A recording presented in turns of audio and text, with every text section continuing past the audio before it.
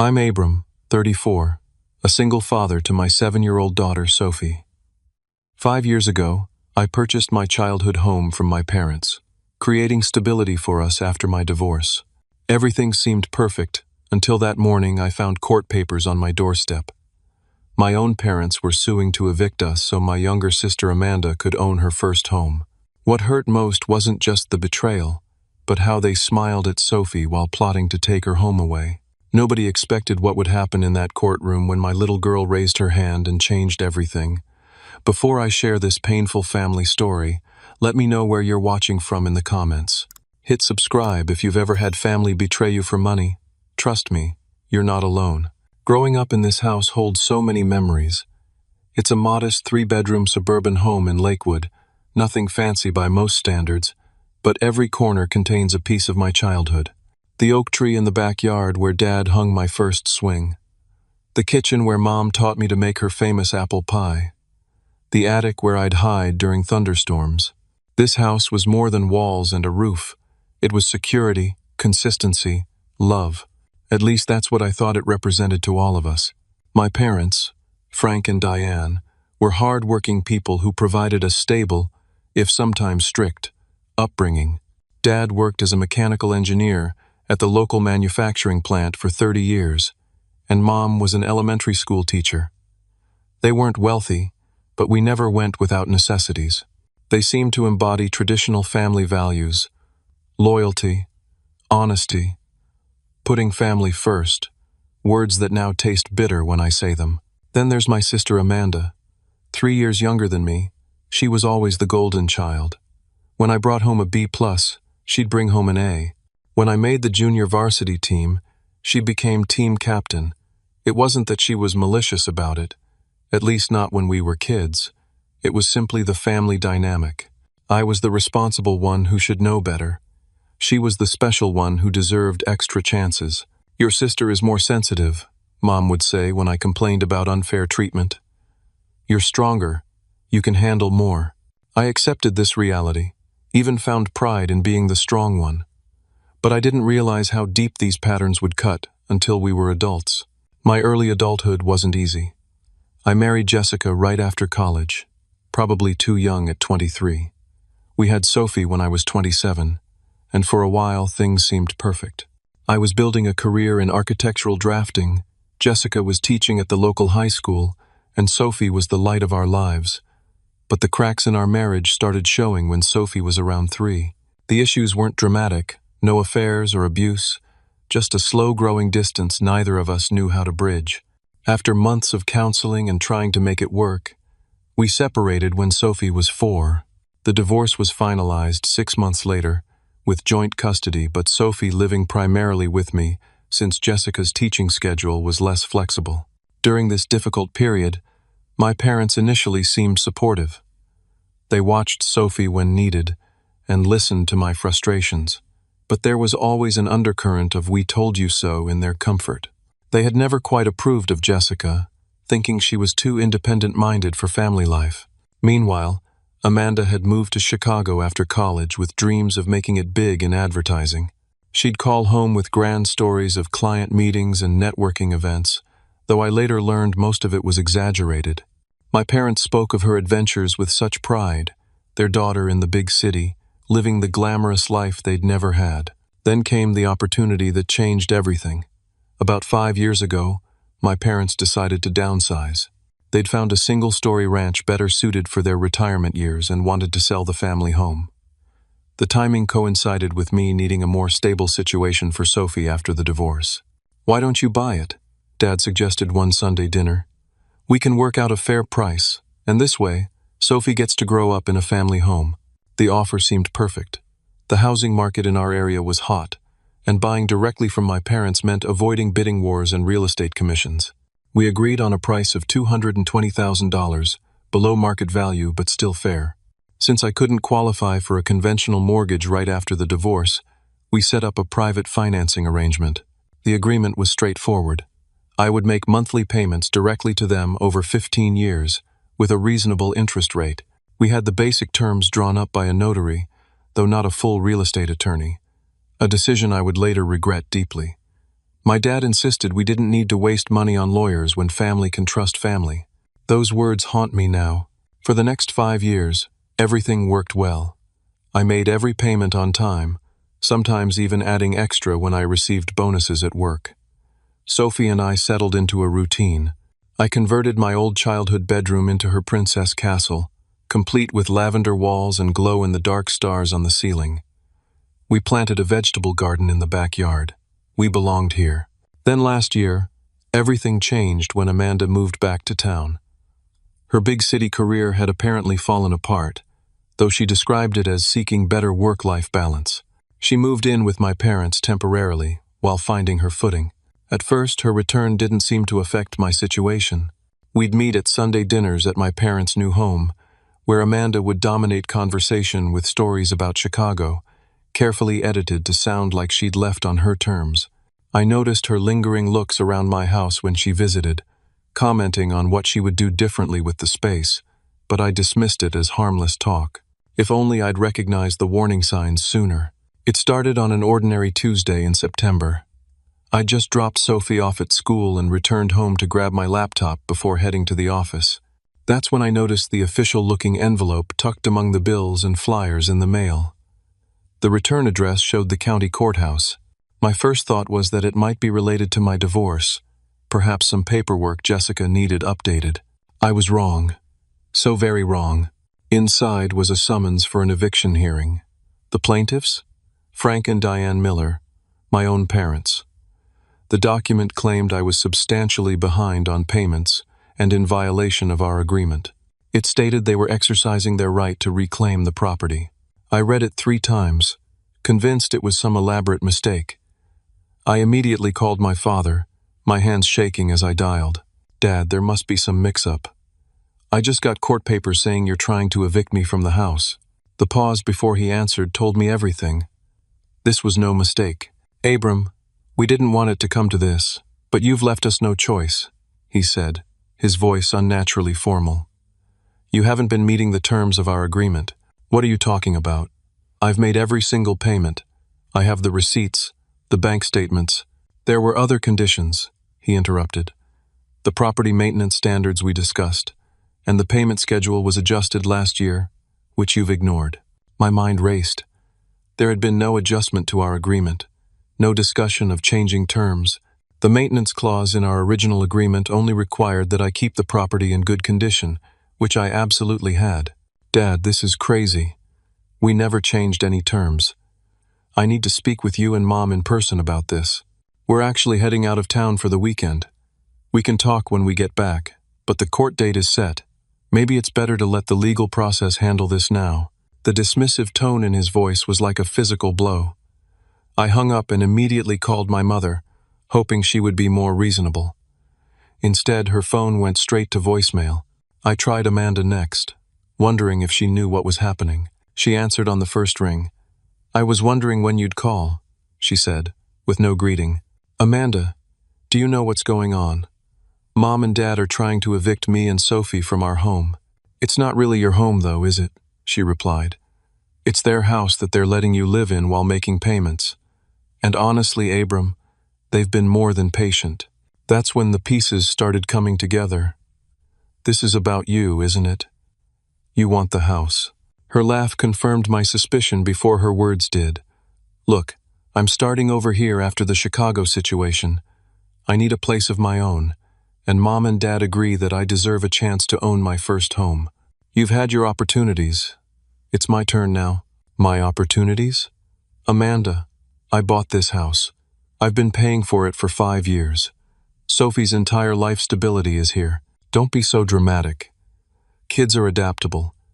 And technically, you haven't bought it yet. The deed is still in Mom and Dad's name until you pay it off completely." She was right about that last part, and the realization made my stomach drop. In our private financing arrangement, the property deed would transfer to my name only after the final payment, which was still 10 years away. Legally, they still owned the house. After hanging up with Amanda, I spent the next hour digging through my files, pulling out every document related to the house purchase. The agreement we'd signed was clear about the payment amounts and schedule, which I had followed religiously.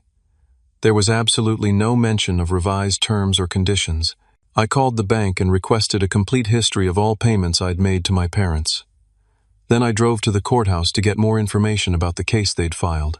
The clerk explained that my parents were claiming I had defaulted on our agreement by failing to meet the revised payment schedule established in an addendum. "What addendum?" I asked. She showed me a document I'd never seen before, dated 8 months earlier, with what appeared to be my signature at the bottom. It outlined new terms, including substantially higher monthly payments and strict property maintenance requirements with regular inspections. The signature looked like mine, but I had never signed such a document, never even seen it. The realization that they had potentially forged my signature made me physically ill. When I picked Sophie up from school that afternoon, I struggled to maintain composure. Her cheerful chatter about art class and playground games was the only normal thing in a day that had shattered my sense of reality. "Daddy, can we go to Grandma and Grandpa's this weekend?" she asked innocently. Auntie Amanda said she'd show me how to make friendship bracelets. My heart sank, realizing they'd been talking to my daughter without my knowledge, probably setting the groundwork to explain why we might need to move soon. Had they been poisoning her against me too? "Not this weekend, sweetheart. They're going out of town." At least that wasn't a lie. That evening, after Sophie was asleep, I called Jessica to update her on the situation. Despite our differences, she'd always been fair when it came to Sophie's well-being. "They can't just take your home," she said, outraged on my behalf. "What kind of grandparents try to make their own granddaughter homeless?" "They don't see it that way," I replied, exhaustion in my voice. In their minds, they're helping their daughter start her life while teaching their son a lesson about, I don't even know what. Not being successful enough, I guess. "You need a lawyer, Abram. A good one." She was right. First thing tomorrow, I would find legal representation. This wasn't just about me anymore. This was about protecting Sophie's home and stability. If my parents and sister wanted a fight, they'd get one. What hurt most in those initial days wasn't just the betrayal, but the realization that they must have been planning this for months. Every Sunday dinner, every casual visit, every time they hugged Sophie, they knew what they were going to do. They looked their granddaughter in the eyes while plotting to take away her home. The family I thought I knew was a lie. And now, I had to fight them in court to protect the only stable thing in my daughter's life, the home we'd made together. Finding a lawyer within my budget felt nearly impossible. After calling 8 different attorneys who either charged retainers I couldn't afford or didn't handle real estate disputes, I finally found Marcus Patel, a younger attorney who had recently opened his own practice and was building his client base. "This is a complicated case," Marcus said after reviewing my documents. "Private family real estate agreements often get messy because people skip important legal steps, thinking trust is enough. The good news is that the alleged addendum they're presenting has some serious authentication issues." Marcus agreed to take my case for a reduced rate, with a payment plan I could manage alongside my mortgage payments to my parents. Payments I continued to make despite the lawsuit, on Marcus's advice. "Don't give them any actual ammunition," he warned. "Keep making payments exactly as outlined in the original agreement." The financial strain was immense. Between regular bills, Sophie's needs, the house payments, and now legal fees, I was dipping into what little savings I had. I took on freelance drafting projects in the evenings after Sophie went to bed, often working until 2 or 3 in the morning before getting up at 6:30 to start our day. As Marcus dug deeper into the case, he discovered the legal loophole my parents were exploiting. Our original agreement had a clause stating that terms could be modified as needed to reflect market conditions or maintenance requirements. It was vague enough that they could argue it gave them the right to create the addendum, even without my explicit consent. "Did you read every page of the original agreement before signing?" Marcus asked during one of our meetings. I admitted I hadn't scrutinized it as I should have. It was my parents, after all. I trusted them. "That's what they're counting on," he sighed. "But we have something on our side, too. Even if the court were to recognize their right to modify terms, there's a reasonable expectation of proper notification and consent. We have your bank records showing consistent payments according to the original terms, with no indication you were ever informed of changes." While I focused on the legal battle, I also had to deal with Sophie's questions. She was too perceptive not to notice something was wrong. "Why don't we go to Grandma and Grandpa's anymore?" she asked one evening as I tucked her in. "Are they mad at us?" I sat on the edge of her bed, searching for words that wouldn't burden her with adult problems but wouldn't lie to her either. "Sometimes grown-ups have disagreements they need to work out," I explained. "Right now, Grandma, Grandpa, and I are having a disagreement about the house." "Our house?" Her small voice quivered, and I saw fear in her eyes. "Yes, but you don't need to worry. I'm doing everything to make sure this stays our home." "Does Aunt Amanda want our house?" she asked, surprising me with her insight. "Why do you ask that?" "She told me which room would be hers when she lived here. She said I could visit and stay in the small room." My blood boiled at this revelation. They had been explicitly telling my daughter about their plans, preparing her for our eviction. I kept my expression neutral for Sophie's sake, but inside I was seething. "No matter what anyone says, this is our home," I assured her, hugging her tightly.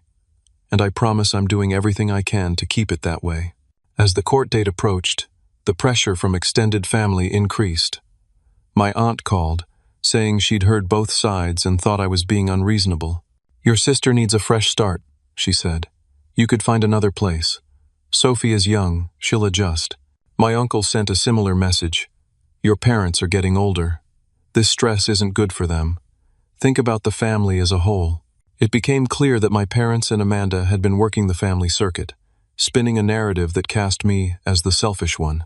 According to them, I was refusing to cooperate with a simple change in agreement that would benefit everyone. They conveniently left out the part about forging my signature and trying to evict my 7-year-old from her home. 2 weeks before the court date, Marcus and I compiled all our evidence: my payment records, bank statements, the original agreement, and documentation showing the house's condition to counter any claims of maintenance neglect.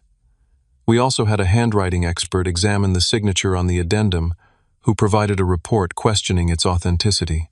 "Be prepared," Marcus warned me. "Family court cases get ugly. They're going to say things about you that hurt.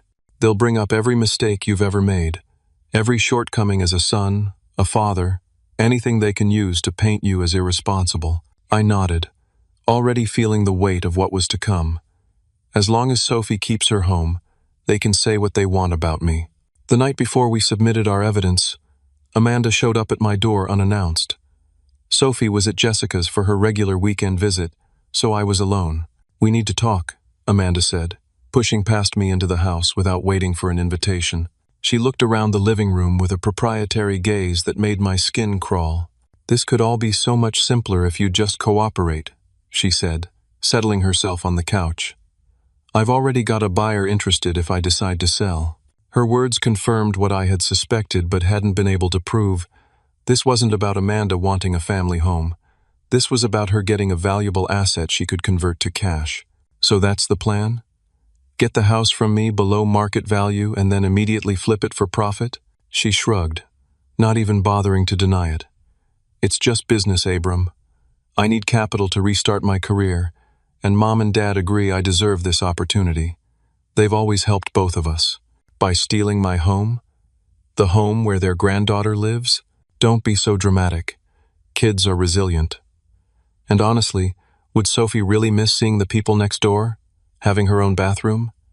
These are luxuries, not necessities. Her cavalier dismissal of my daughter's stability ignited something in me. "Get out of my house," I said quietly, my voice steady despite the rage building inside. "Not your house yet," she smirked, but stood to leave. At the door, she turned back. "You know, if you fight this, Mom and Dad are prepared to bring up everything. Your financial struggles after the divorce. That time you were late picking up Sophie because you fell asleep. Even Jessica's new boyfriend, and how that might be affecting Sophie's home life." The threat was clear. They would attack my parenting in court if necessary. I closed the door behind her without responding, then sank to the floor, my back against the door, wondering how the people who were supposed to love us most could turn so cruel.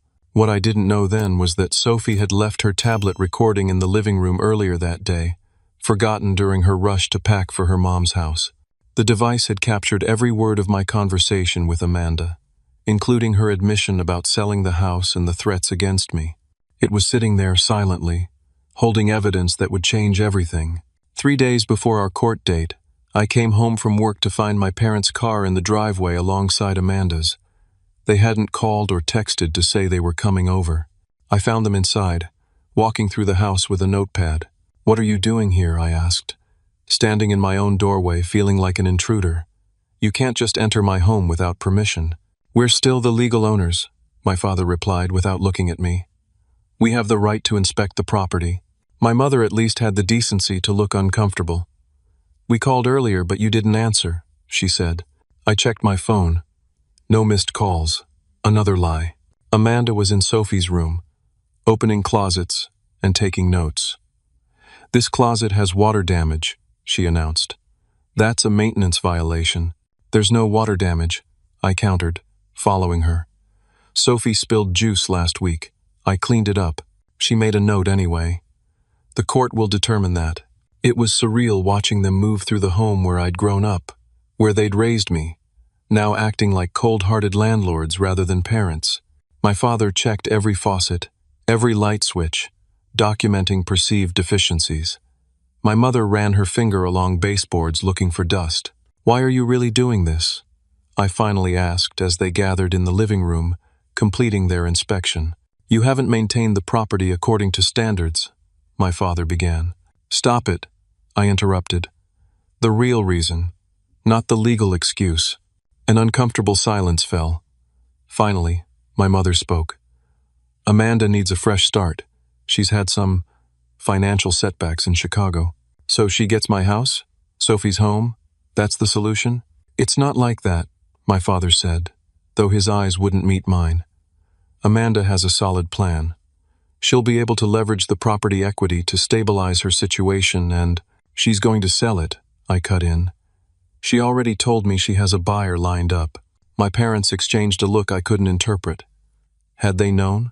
"That's not necessarily true," my mother said carefully.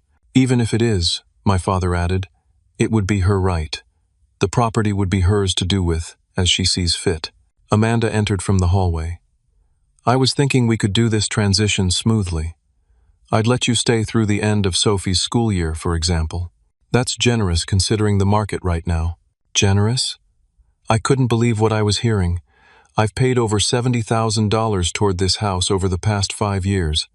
I've made improvements that increased its value, and you think letting us stay a few extra months before taking it is generous?" "You've been living here paying below market rates," Amanda countered. "So really, Mom and Dad have been subsidizing you this whole time." "That's not true. We agreed on a fair price and interest rate. I have the documentation." "Documentation can be interpreted different ways," my father said dismissively. "The judge will decide whose interpretation is correct." As they continued justifying their actions, Sophie arrived home from her after-school program. She froze in the doorway, eyes wide at the unexpected gathering. "Grandma! Grandpa! Aunt Amanda!" she exclaimed, momentarily excited before reading the tension in the room. Her smile faltered. My mother stepped forward with forced brightness. "There's our special girl. We were just talking about the house with your daddy." Sophie looked at me, uncertain. I forced a reassuring smile. "Why don't you go start your homework, sweetie? We won't be much longer here." She nodded and headed toward her room, but I noticed she left her backpack in the living room, her tablet partially visible in the front pocket. Once Sophie was out of earshot, the conversation took an even uglier turn. "You know, Abram," Amanda said, lowering her voice, "we've been very careful not to mention certain things in our filing. Your history of overworking to the point of exhaustion. That incident last year when the school called because Sophie showed up without lunch 3 days in a row, that was during a massive project deadline. And it was twice, not 3 times, I defended, feeling my face flush with shame despite knowing I was a good father who'd made normal human mistakes. The court might not see those as minor oversights, my father said, particularly if we also mention Jessica's concerns about your irregular hours affecting Sophie's routine. Jessica has no concerns, I shot back. She'd be furious if she knew you were using our co-parenting relationship this way. We'd prefer not to bring these things up, my mother added, her voice gentle as if she were being reasonable. But if you insist on fighting this, we need to present the full picture. They were threatening to attack my parenting to win a property dispute. My own parents. Sophie's stability means nothing to you, does it? I asked, the realization hitting me fully. You'd uproot her, traumatize her with a court battle over her father's fitness, all so Amanda can cash in on a house she didn't pay for. That's unfair, my mother protested. We love Sophie. You love the idea of her, I corrected. The perfect grandchild you can show off at church and family gatherings. But her actual well-being, her need for stability and security, those are inconveniences you're willing to sacrifice. Amanda scoffed. So dramatic. It's a house, Abram. Just a building. Sophie will be fine. It's her home, I said, my voice breaking despite my efforts to stay calm. It's the only stability she's had since the divorce, the place where she feels safe. She can feel safe somewhere else too, my father said firmly. This discussion is over. We'll see you in court unless you come to your senses and agree to vacate voluntarily. They left without another word, leaving me standing in the middle of my living room, shaking with anger and disbelief. I sank onto the couch, putting my head in my hands, trying to compose myself before Sophie came back out. A small voice broke through my thoughts. Daddy? Are they gone? I looked up to see Sophie standing in the hallway, her tablet clutched to her chest, eyes wide with concern. Yes, sweetheart, they're gone. I patted the couch beside me. Come sit. She climbed up next to me, leaning against my side. They want to take our house, don't they? I considered sugarcoating it but decided against it. Sophie deserved honest answers, presented appropriately for her age. Yes. Aunt Amanda wants to live here, and Grandma and Grandpa are helping her try to make that happen. But where would we go? If that happened, we'd find another nice place. But I'm doing everything I can to make sure we stay right here where we belong. She was quiet for a moment, then said, I recorded them. What do you mean, honey? On my tablet. You showed me how to make voice memos for school, remember? When they came in, they were saying mean things about us before you got home. So I pressed record and left it on the table when I went to get the door for you. My heart sank, thinking of what she might have heard.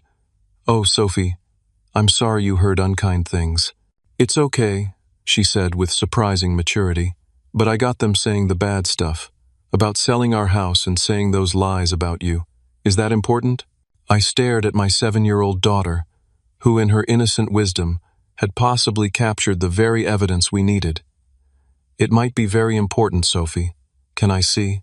She unlocked her tablet and opened the voice memo app, showing me a recording that was nearly 45 minutes long. I pressed play and immediately heard Amanda's voice. Once we get the house, I already have a buyer willing to go $320, maybe more if we update the kitchen first. That's $100,000 profit after paying off what Mom and Dad are owed. My father, just don't mention that part in court. The judge needs to believe this is about you wanting a family home, not a financial transaction. My mother, I still don't feel right about that addendum. Abram never actually signed it. He would have had to eventually, my father countered. This just speeds things up. Besides, he's had the house at below market value for years. It's our turn to benefit now. The recording continued, capturing their inspection and the later confrontation after I arrived home. Every damning word, every admission, every threat, all preserved by a child who simply knew right from wrong better than the adults who raised me. That night, after Sophie was asleep, I called Marcus and told him about the recording. His excitement was palpable. This changes everything, he said. This recording proves their intent to defraud you and the court. The admission about the forged addendum alone would likely get the case dismissed. Can we use it? I asked. I didn't record it. Sophie did, without their knowledge. It's complicated, he admitted, but I think we can. In this state, recording conversations you're a party to is legal. Sophie was in her own home and captured conversations happening in common areas. I'll research the precedents, but I believe this is admissible. For the first time since finding that envelope in my mailbox, I felt a glimmer of hope. My daughter, in her simple understanding of fairness and truth, might have saved our home.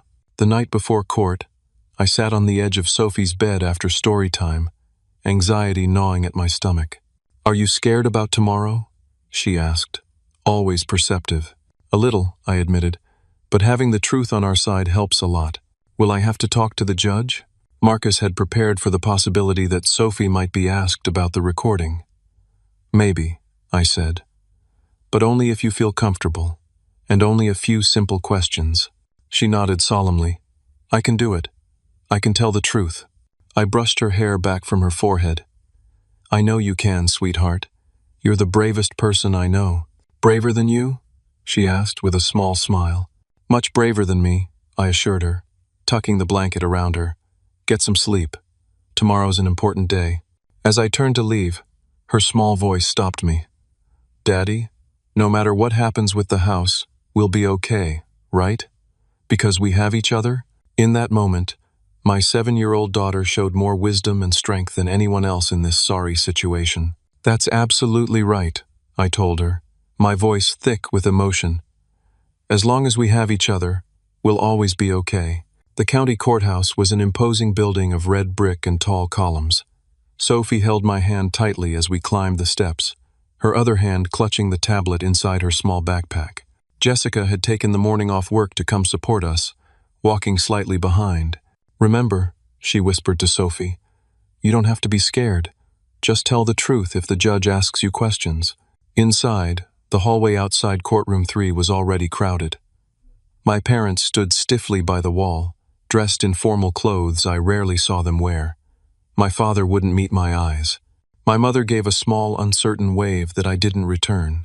Amanda stood between them, scrolling through her phone as if this were a minor inconvenience in her day, rather than an attempt to take a child's home. Marcus met us at the doors, his normally casual demeanor replaced by professional formality in a crisp suit. "Ready?" he asked quietly.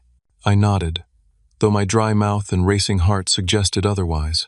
"And you must be Sophie," he said, crouching down to her level. "Your dad tells me you're very brave." She nodded solemnly. "I brought my tablet," she whispered. "Perfect. We may not need it, but it's good to have just in case." The bailiff called our case, and we filed into the courtroom. The judge, a woman in her 60s with silver-streaked hair and penetrating eyes, looked over her glasses as we settled into our places. My parents' attorney, a polished man in an expensive suit, presented their case first. He laid out a compelling narrative. Generous parents helping their son by selling him the family home at below market value, only to have him neglect the property and fall behind on the revised payment schedule they'd established. "Furthermore, Your Honor," he continued, "the plaintiffs have another child who is now in need of stable housing. They're simply exercising their legal right to repurpose their asset to help both their children fairly." Marcus took notes throughout, occasionally whispering clarifications to me. When it was our turn, he approached the bench with confident steps. "Your Honor, this case is not about property maintenance or payment schedules. It's about an attempt to defraud my client through forged documents and false claims. Mr. Miller has made every payment according to the original agreement, on time and sometimes in excess of the required amount."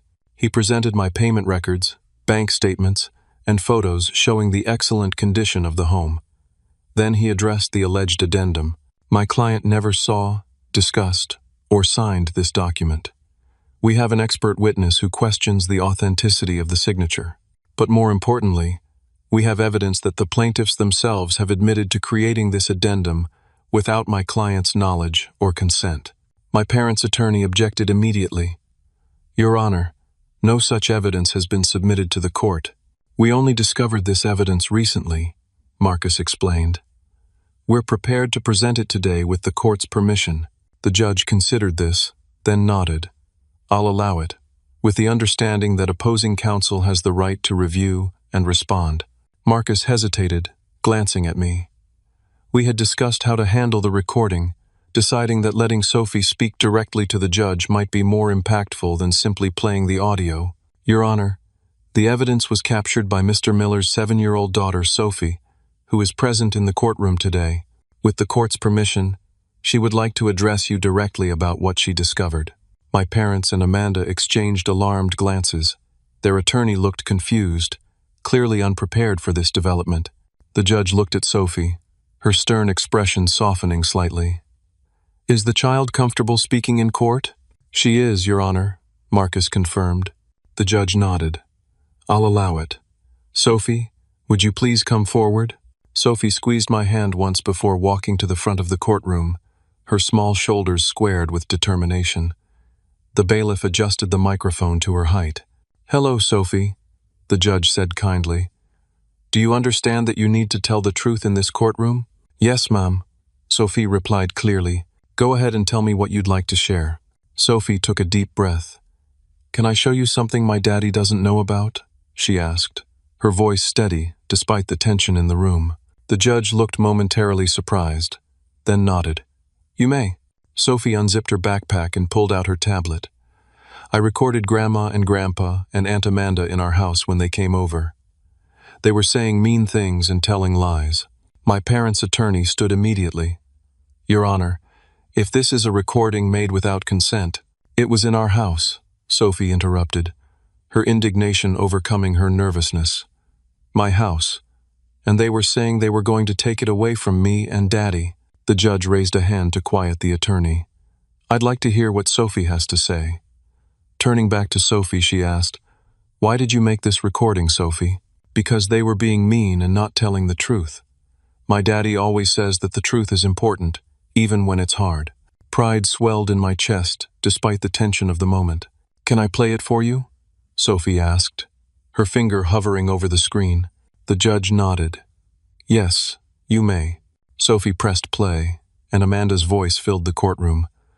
"Once we get the house, I already have a buyer willing to go 320, maybe more if we update the kitchen first. That's 100,000 profit after paying off what Mom and Dad are owed." My father's voice followed. "Just don't mention that part in court. The judge needs to believe this is about you wanting a family home, not a financial transaction." Then my mother's hesitant admission. "I still don't feel right about that addendum. Abram never actually signed it." Gasps and murmurs rippled through the courtroom. I watched my parents' faces drain of color.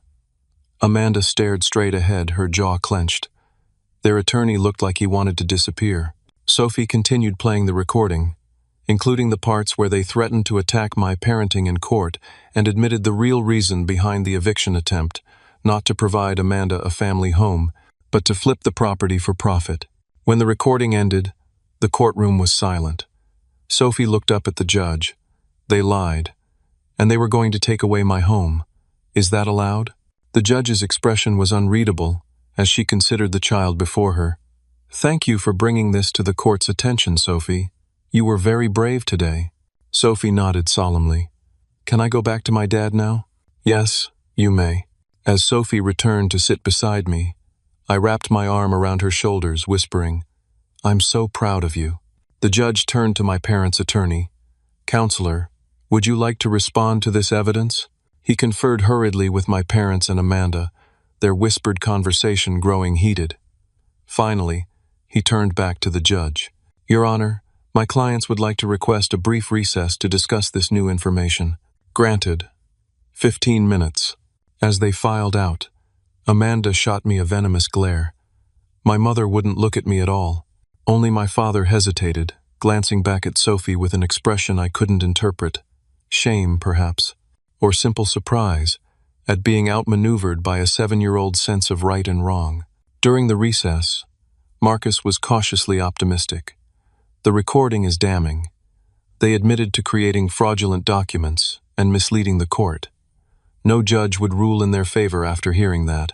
When court resumed, my parents' attorney approached the bench with visibly less confidence. "Your Honor, in light of the new evidence, my clients would like to withdraw their eviction claim." The judge nodded, but her expression remained severe. "Before I accept this withdrawal, I want to be clear about what happened here today. This court has heard evidence suggesting an attempt to defraud both the defendant and the court itself through falsified documents and misleading testimony." She looked directly at my parents and Amanda.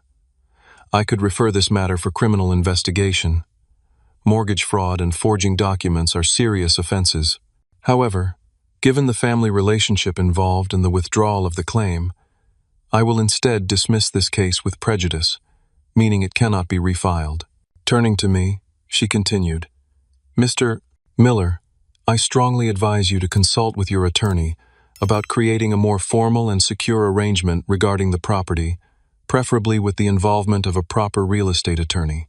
Yes, Your Honor, I agreed, relief washing over me. As for the existing agreement, she added, this court finds it valid and enforceable as originally written, without the alleged addendum. The plaintiffs will continue to honor those terms until the property is paid in full or the parties reach a new, properly documented agreement.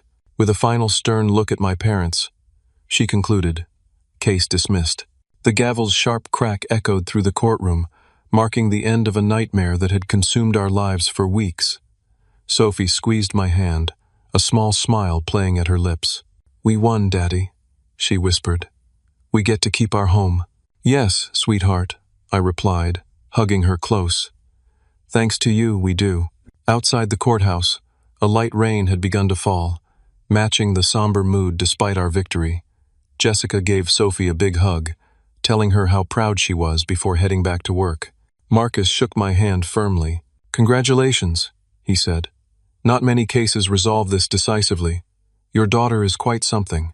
She really is, I agreed, watching Sophie jumping in a small puddle nearby, her immediate concerns already shifting to more age-appropriate interests now that the danger had passed.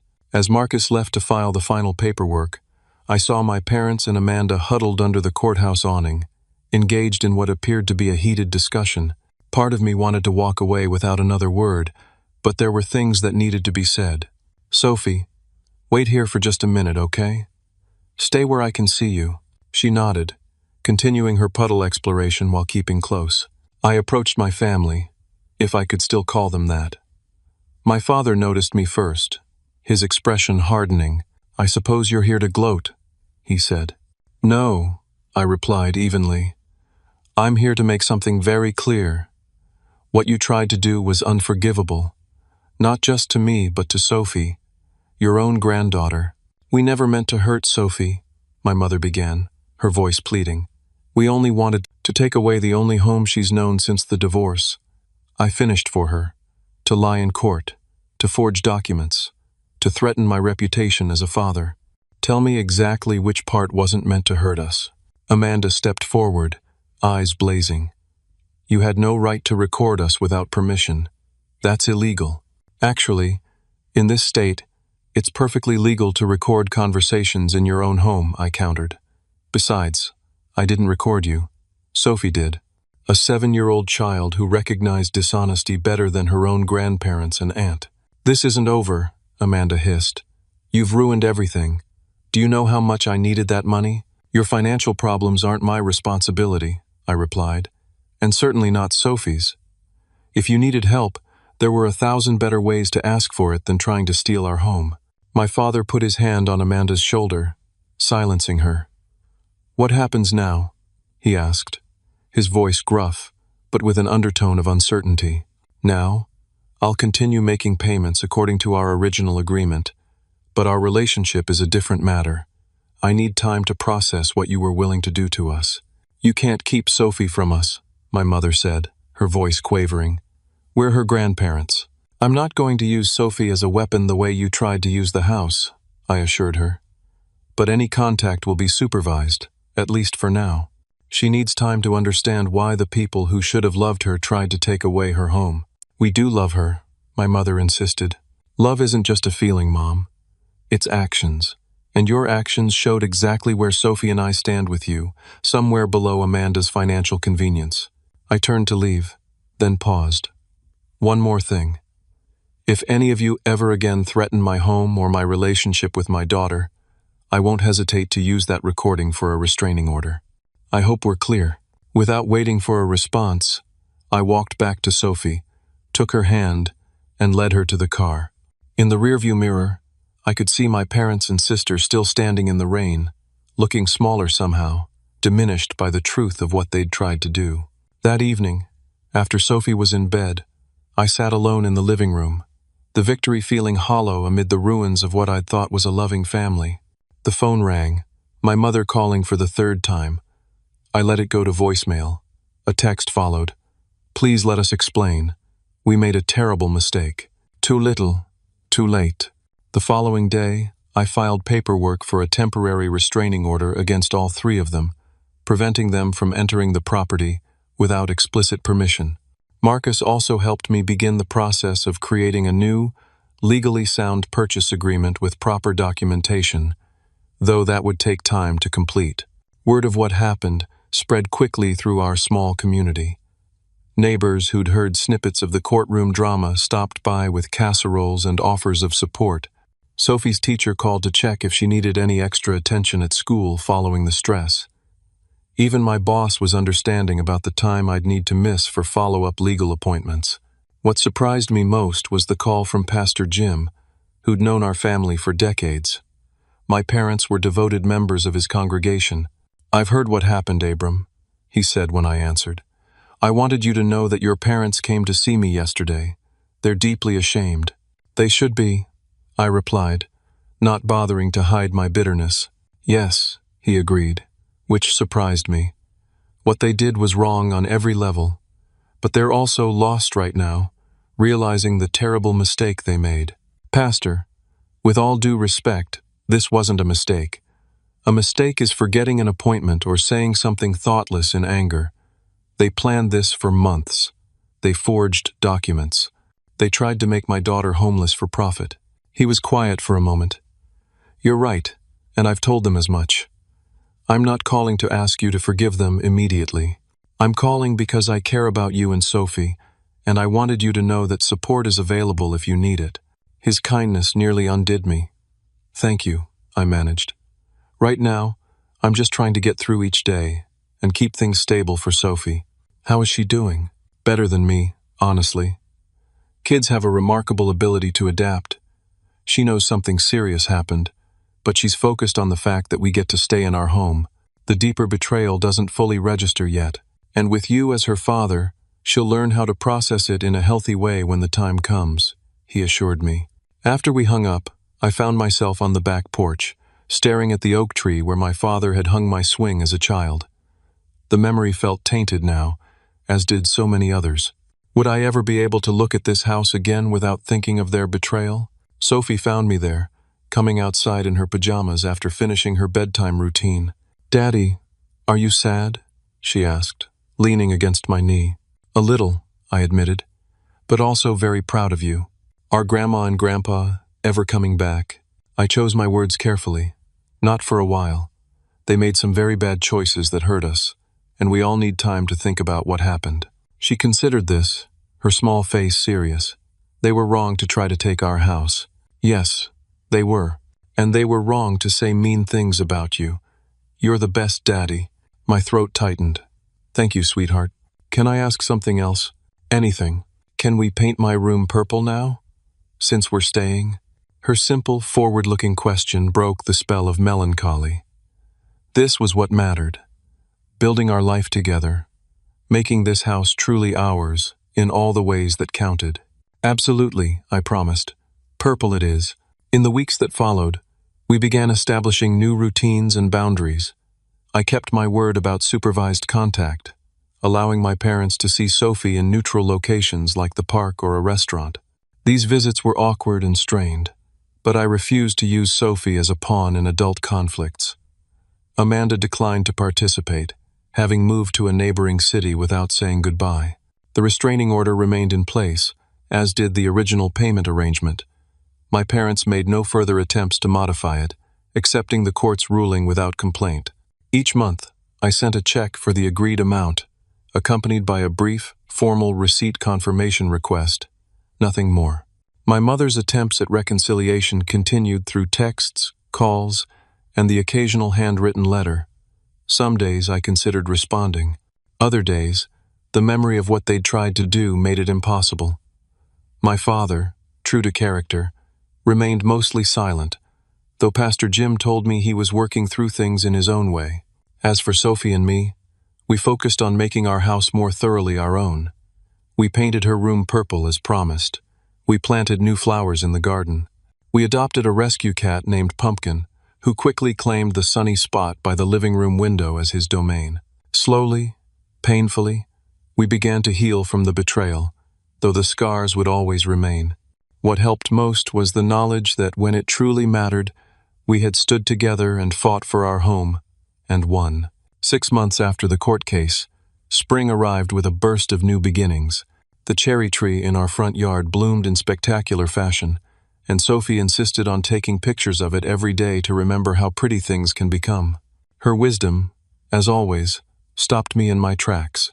In those 6 months, our lives had transformed in ways both expected and surprising. The most significant change was in my approach to family relationships. The betrayal forced me to recognize that blood connections don't automatically equal unconditional love or support. I'd spent years accepting less than I deserved from my parents, making excuses for their favoritism and dismissal of my needs. No more. Through a local community center, I found a support group for single parents. The Thursday night meetings became a lifeline, connecting me with others navigating similar challenges. There, I could speak openly about the court case, the ongoing family tension, and the daily struggles of raising a child alone without fear of judgment. "What your parents did was abuse of power and trust," said Tanya, a single mom of twins who had become a close friend. Recognizing that isn't being unforgiving, it's being honest. Her words helped me set boundaries without guilt. I maintained the supervised visitation schedule with my parents, but refused to pretend everything was normal. During these visits, I was polite but distant, focusing on facilitating their relationship with Sophie rather than rebuilding what they had broken with me. Sophie, meanwhile, was thriving. Her second-grade teacher sent home glowing reports about her leadership skills and emotional intelligence. "Sophie has an extraordinary ability to stand up for what's right while remaining compassionate," she wrote in her mid-year assessment. The court experience, rather than traumatizing her, seemed to have reinforced her innate sense of justice and truth. She spoke openly about it when asked, with a 7-year-old's remarkable clarity. "My grandparents and aunt tried to take our house," she explained to a curious classmate during a playdate I overheard. "But I recorded them saying mean things and showed the judge.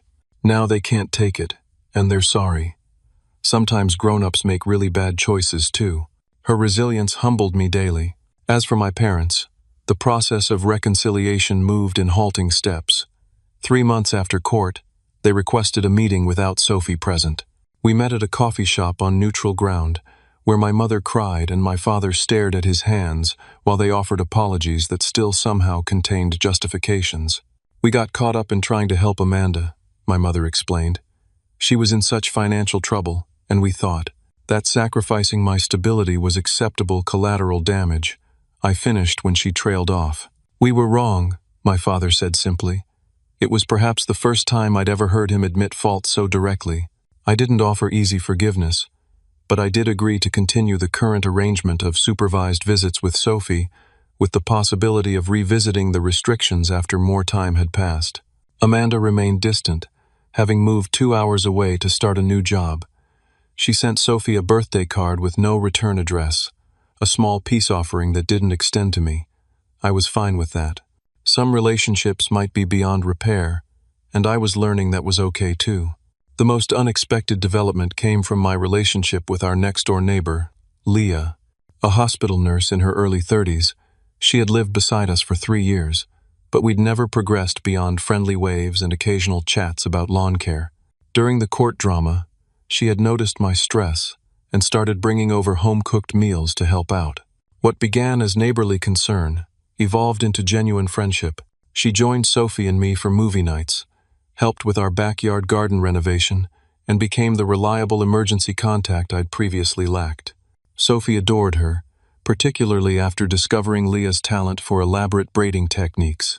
"You know," Leah said one evening as we sat on the porch watching Sophie play with Pumpkin in the yard, "what happened with your family was terrible, but the way you protected Sophie, how you've handled everything since, it says a lot about who you are." Her words, and the warmth in her eyes as she said them, sparked something I hadn't felt in a long time.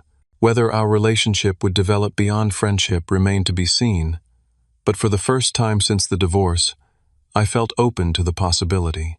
On the legal front, Marcus helped me secure a proper mortgage through a local credit union, allowing me to pay off my parents completely and transfer the deed to my name. The closing costs strained my budget, but the peace of mind was worth every penny. The day I received the official deed, I framed it and hung it in the hallway, a reminder that this home was truly, legally ours now. No one could take it away.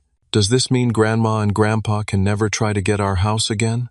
Sophie asked when I showed her. "That's right. It's officially ours now, 100%. She studied the document seriously. "Good, because I like our house." "Me too, sweetheart." To celebrate this milestone, we embarked on a whole house refresh project. Nothing extravagant, fresh paint, some new furniture, rearranging spaces to better suit our needs.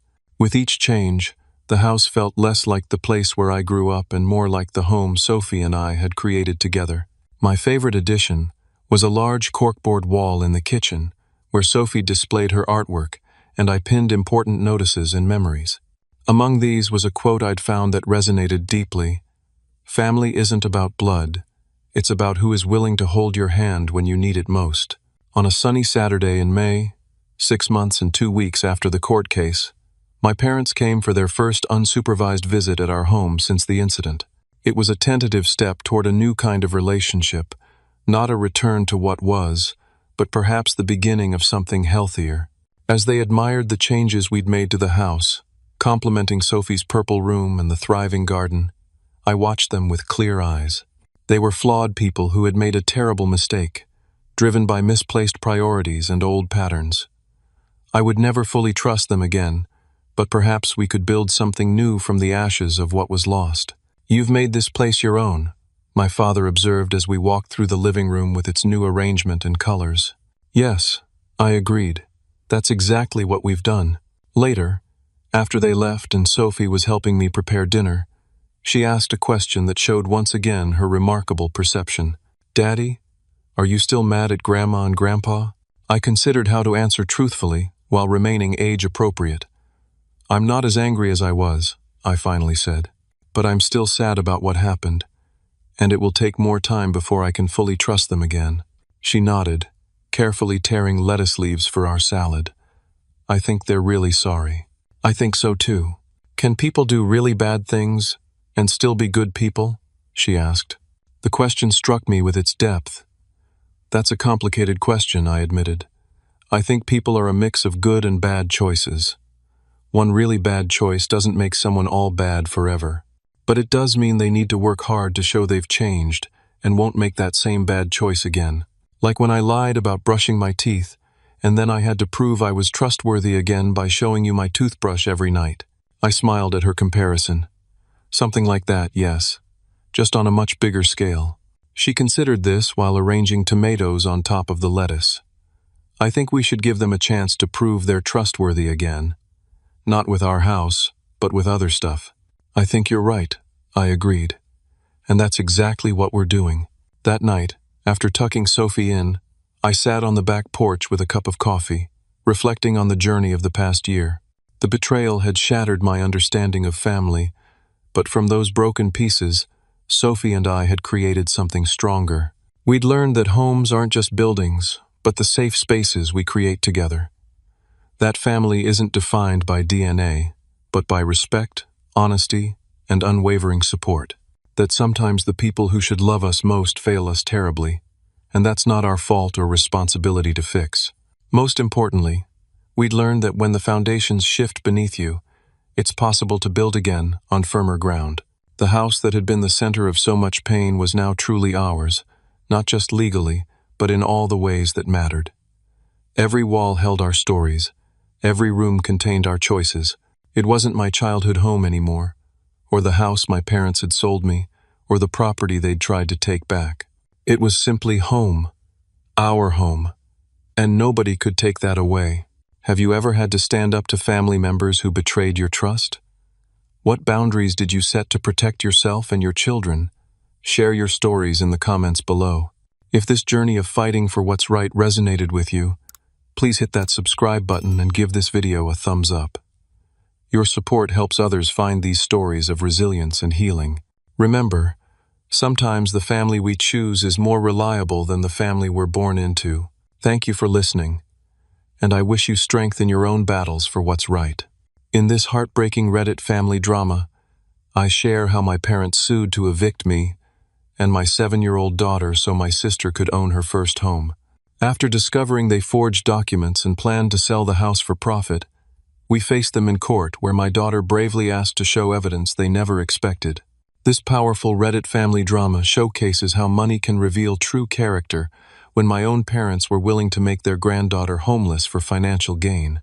The judge's reaction to my daughter's recording changed everything in this intense Reddit family drama that tests the limits of family loyalty.